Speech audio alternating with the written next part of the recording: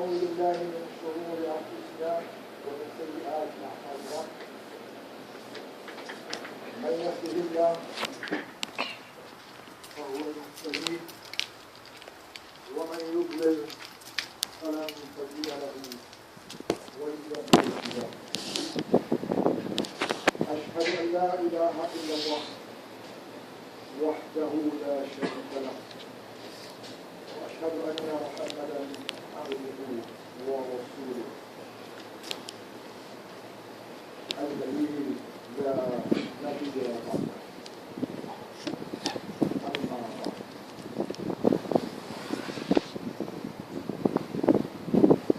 أعوذ بالله من الشيطان الرجيم. بسم الله الرحمن الرحيم. اقرأ باسم ربك الذي خلق، خلق الإنسان من علق. اقرأ وربك الأكرم الذي علم بالقلم، علم الإنسان ما لم يعلم.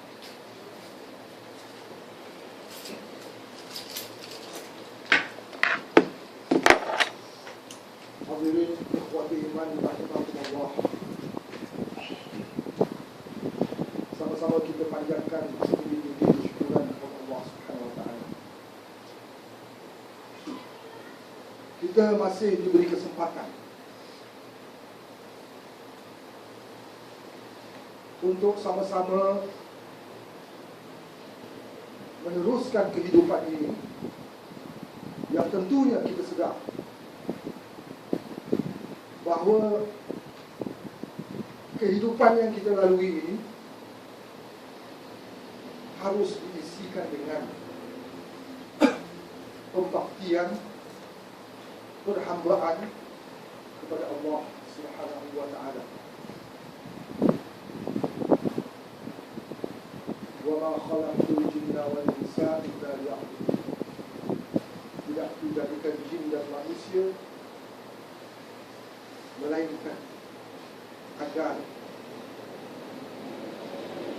berbakti, memperhambakan diri, mengabdikan diri kepada Allah Subhanahu wa taala.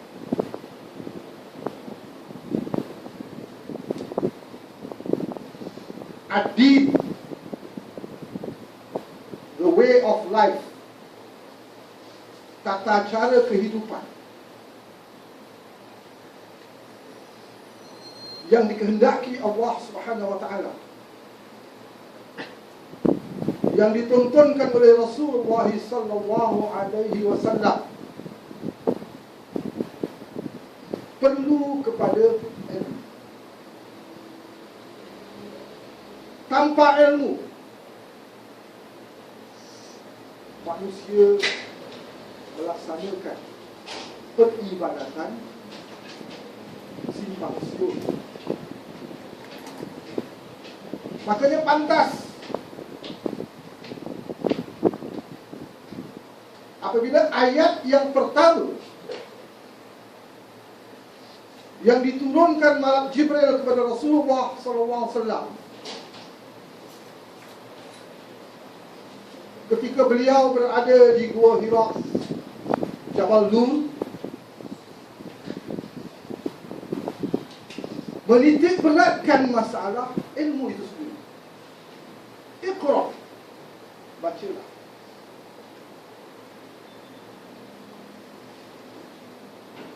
Tentunya baca ini fi'il amr, iqra, perintah, bacalah.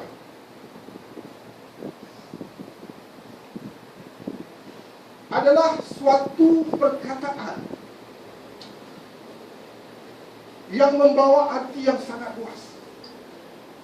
Bukan hanya sekadar membaca, meneliti, menelaah, research, whatever. Ini yang dimaksudkan iqra.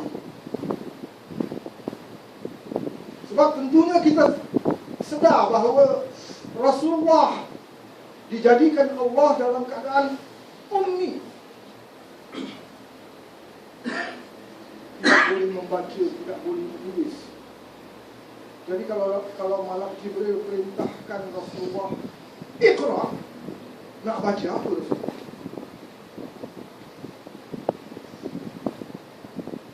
Nah, ikhwat iman rahmatullah. Cuma tentunya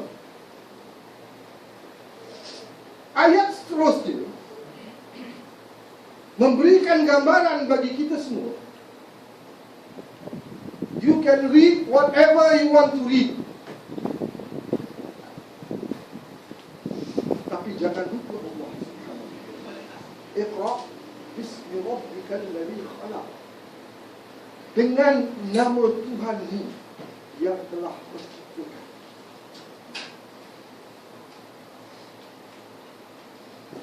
Awal tadi saya nyatakan bahawa ilmu ini sangat penting untuk kita lalui kehidupan ini dalam rangka beribadah, mengabdikan diri kepada Allah Subhanahu wa ta'ala. Namun, ikhwatul iman rahimahumullah, kita dapat menafikan bahawa ilmu bukan segala-galanya. Berapa ramai manusia yang berilmu tetapi ingkar kepada Allah Subhanahu wa ta'ala.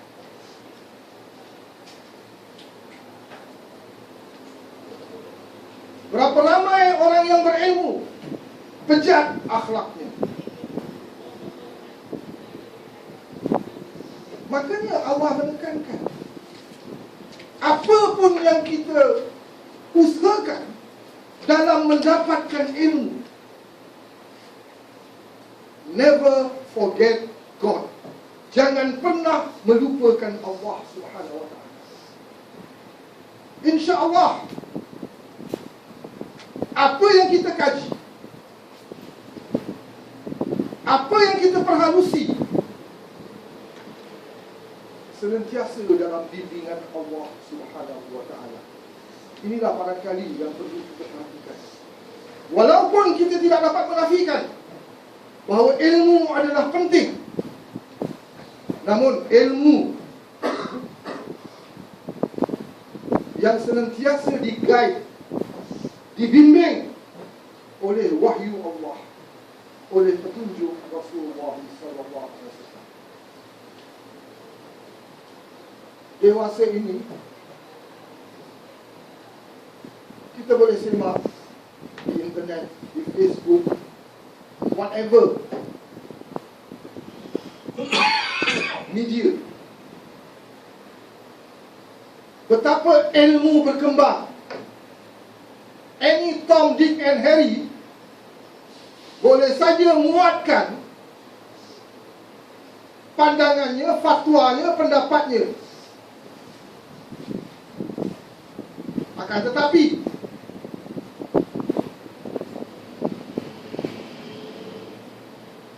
apakah pandangan itu, pendapat itu, fatwa itu bersesuaian dengan ad-din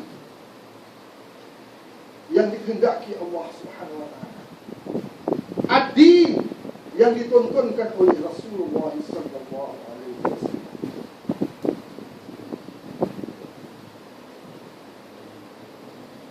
Makanya ikhwatul iman rahimahullah, betapa kita sangat mengharapkan agar ilmu yang kita kaji, ilmu yang kita teliti, ilmu yang kita perhalusi adalah ilmu yang sesuai dengan tuntunan Allah, sesuai dengan tuntunan Rasulullah SAW. Al-Quran, kitab suci yang berisikan firman-firman Allah Subhanahu wa ta'ala, adalah ilmu yang mutlak kebenarannya. Dalam arti, whatever is inside the Al-Quran, apapun yang diberitakan dalam Al-Quran, walaupun sewaktu-waktu pola fikir kita berat nak menerima.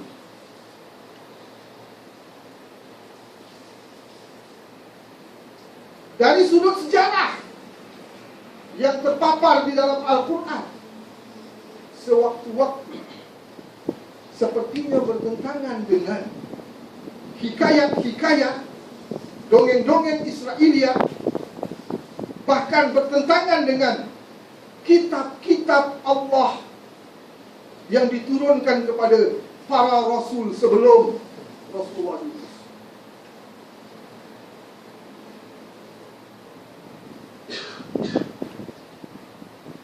The Christians have their Injil. Yahudi ada dia punya Ten Commandments, whatever. Dan sejarah-sejarah yang ada di dalam kitab-kitab mereka, kita ketemukan seolah-olah tidak sesuai dengan apa yang dinyatakan Al-Quran. Itu hanya bidang sejarah, belum lagi bidang-bidang yang lain. Apalagi bidang-bidang ghaib, where sometimes we feel that it is not rational apa yang digambarkan Al-Quran. Tetapi ikhwatu iman rahimakumullah, sedarilah bahawa apabila kita sudah berikrar, salah satu di antara rukun iman adalah beriman kepada kitab-kitab Allah, dan secara khusus beriman kepada Al-Quranul Karim. Artinya we can never doubt, kita tidak boleh sedikit pun ragu terhadap isi Al-Quranul Karim. La raiba fihi. Allah nyatakan pada surah Al-Baqarah permulaan, Alif Lam Mim, Zalikal Kitabu la raiba fihi. Inilah yang tidak ada keraguan sedikit pun di dalam. Makanya ikhwatu iman rahimahullah, dalam kesempatan yang sangat terbatas, yang barangkali mendadak bagi saya, untuk menyampaikan peringatan agar kita sama-sama peroleh manfaat daripada ibadah Jumaat kita hari ini, saya ajak kita semua perhatikan bahawa Allah Subhanahu wa ta'ala menyediakan masalah.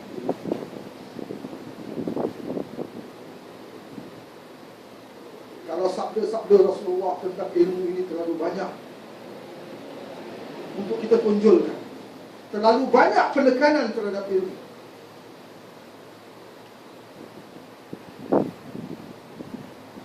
Tetapi manifestasi daripada penekanan ilmu yang Allah tekankan kepada kita jelas pada ayat yang pertama-tama turun kepada Rasulullah. Iqra' bismi rabbikal ladzi khalaq. Bacalah dengan nama Tuhan yang telah menciptakan. Khalaqal insana min 'alaq. Dia telah menciptakan manusia dari setetes air mani. Baca, diulangi lagi dengan perkataan yang berbentuk fi'il amr, perintah. Bacalah. Wa rabbukal akram. Dan Tuhanmu yang mulia. Allazi 'allama bil qalam. Yang telah mengajarkan kami dengan perantaraan qalam.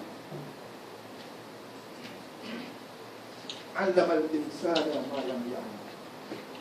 Mengajar manusia apa yang mereka tidak ketahui. Kita lahir di permukaan dunia without knowing anything.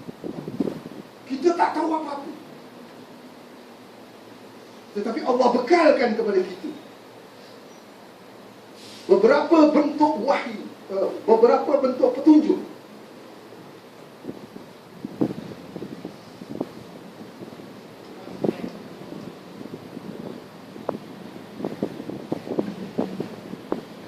melalui perasaan kita, melalui penglihatan kita. Segala panca indera yang Allah kurniakan kepada kita, itulah kita jadikan untuk kita sedikit demi sedikit menimba ilmu untuk menerajui kehidupan ini. Dan di sinilah ikhwatul iman rahimahullah, kita jangan lupa, I have always repeated this so many times. Makhluk yang bernama manusia ini adalah sejenis makhluk yang sangat-sangat diistimewakan oleh manusia, oleh Allah Subhanahu Wa Taala. Luar biasa. Allah sangat sayang kepada makhluk yang bernama manusia.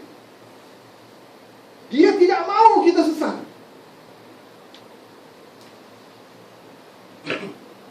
Tentunya keterbatasan akal pemikiran kita kadang-kala tak dapat memahami. Kalau dia tak mahu, kenapa kita tetap ada yang sesuatu? This is something that is way beyond our capabilities, capacity, mind kita untuk memahaminya. Apapun ikhwatul iman rahimahullah,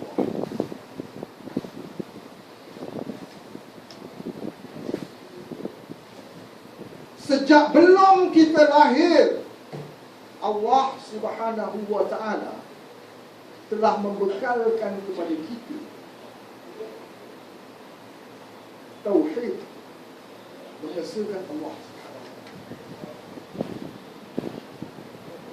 Alastu bi rabbikum,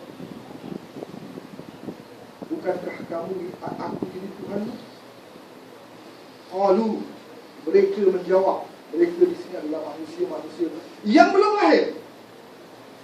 Ketika itu belum lahir lagi, Allah berdialog dengan kita, setiap kita, ketika masih berada di rahim ibu. Alastu bi rabbikum, bukankah aku ini Tuhan? Qalu, mereka menjawab, bala syahidna, benar, kami menyaksikan. Makanya sesuai dengan apa yang dinyatakan Rasulullah SAW, bahawa setiap bayi, setiap kita ini dilahirkan dalam keadaan fitrah, suci, bersih, mentauhidkan Allah. Kullu mauludin yuladu alal fitrah. Cuma nantinya sekeliling kita, sekitaran kita, situasi dan kondisi kita dilahirkan dan kita membesar, itulah nanti yang akan mencemar fitrah kita. Fa'abawahu yuhawidanihi aw yunassiranihi aw yumakkisanihi. Maka ibu bapaknya lah, kalau di sini bapak-bapaknya lah abawa,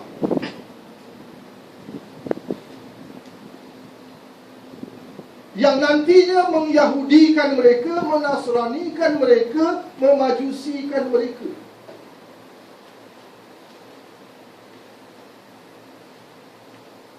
Tapi apapun, kita yakin bahawa kita lahir dalam keadaan fitrah, bersih. Makanya Allah Subhanahu Wa Taala memaparkan ayat yang pertama tadi. Of course, in the Al-Quran, it is not the first ayat, tetapi ayat yang pertama turun kepada Rasulullah SAW adalah Iqra bismi rabbikal ladzi khalaq. Betapa pentingnya ilmu bagi manusia. From the Al-Quran we know, kita tahu bahawa kita lahir dalam keadaan fitrah. Kita lahir dalam keadaan sudah mengaku akan ketuhanan Allah Subhanahu Wa Taala. Tinggal bagaimana kita mengatur langkah untuk lebih memahami dan mendekatkan diri kepada Allah Subhanahu Wa Taala. Inilah yang merupakan betul respon kita terhadap ayat Allah, Iqra bismi rabbikal ladzi khalaq. Artinya kita menuntut ilmu, kita mengkaji, kita menganalisa, kita membuat research. Never forget God. Jangan pernah melupakan Allah Subhanahu wa ta'ala. Dalam arti, apapun ilmu yang kita mahu kaji di permukaan bumi ini, there are so many cabang-cabang ilmu. Tetapi jangan meninggalkan Al-Quran. Bahkan Al-Quran harus senantiasa di depan. Apapun penemuan-penemuan ilmu yang kita ketemukan, Al-Quran menjadi guideline kita. When I say Al-Quran, it means including As-Sunnah. Of course, by now I hope you all understand. Sunnah bukan ciptaan Rasulullah. Wa ma yantiqu 'anil hawa in huwa illa wahyu yuha. Rasulullah berbicara bukan ikut nafsunya, tetapi dibimbing oleh Allah Subhanahu wa ta'ala. Tentunya dalam hal ini yang dimaksudkan adalah dalam urusan ta'abudi, perkara-perkara mahdhah, perkara-perkara yang bukan ruang lingkup manusia untuk memahami. Because dalam hal ini sebenarnya kita menghadapi suatu dilema. Rasulullah adalah manusia biasa, namun Rasulullah juga menerima wahyu.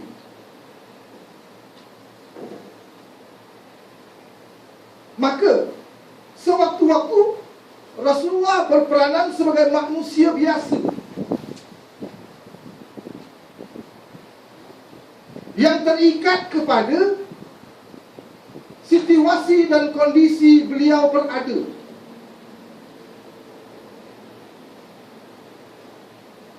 Terikat kepada peradaban-peradaban, kebudayaan-kebudayaan yang berlaku semasa beliau hidup.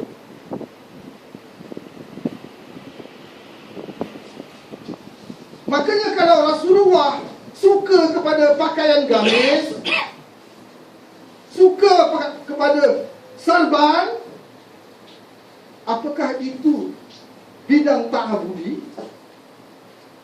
atau bidang muamalah, bidang di luar aturan agama? Walaupun we can never deny that sebenarnya kehidupan ini secara menyeluruh adalah beribadah kepada Allah. Whatever we do, sama ada dalam urusan ta'abudi maupun urusan muamalah, adalah beribadah kepada Allah, memperhambakan diri kepada Allah. Tetapi yang perlu kita fahami secara jelas adalah ada pemisah antara urusan muamalah yang bebas kita lakukan semau kita, asal saja tidak melewati batas-batas ketentuan Allah, dengan ibadah mahdhah yang haram kita lakukan kecuali ada perintah, kecuali ada petunjuk dari Rasulullah. Makanya ikhwat iman rahmatullah, marilah sama-sama kita perhatikan. Allah perintahkan supaya kita giat membaca, dalam arti giat membuat research, kaji sedalam-dalamnya, agar menjadi manusia yang benar-benar tahu siapa dia, kenal akan Allah. Walaupun yang kita maksudkan kenal akan Allah bukanlah kenal akan zat Allah, tetapi sifat-sifat Allah yang maha sempurna.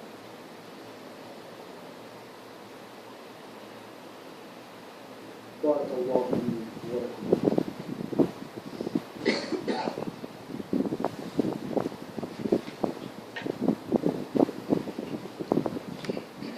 Alhamdulillahilladzi هدانا لهذا وما كنا لنهتدي لولا أن هدانا الله. أشهد أن لا إله إلا الله وحده لا شريك له وأشهد أن محمدا عبده ورسوله. أما بعد.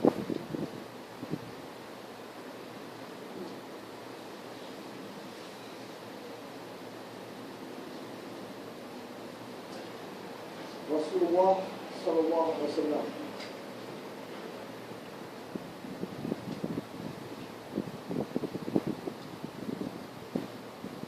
menggambarkan dalam salah sebuah sabda bahawa sesiapa yang Allah ingin kebaikan untuknya, man yuridillahu bihi khairan, barang siapa yang Allah menghendaki kebaikan untuknya, yufaqihu fiddin, diberinya kefahaman yang dalam terhadap ad-din.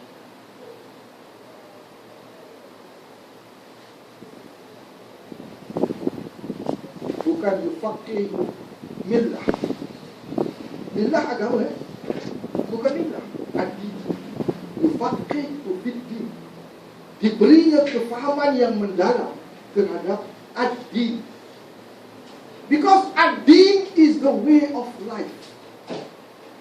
Seluruh aspek kehidupan kita harus senantiasa tertakluk kepada ad-din, ketentuan Allah, whether muamalah maupun ta'abudi.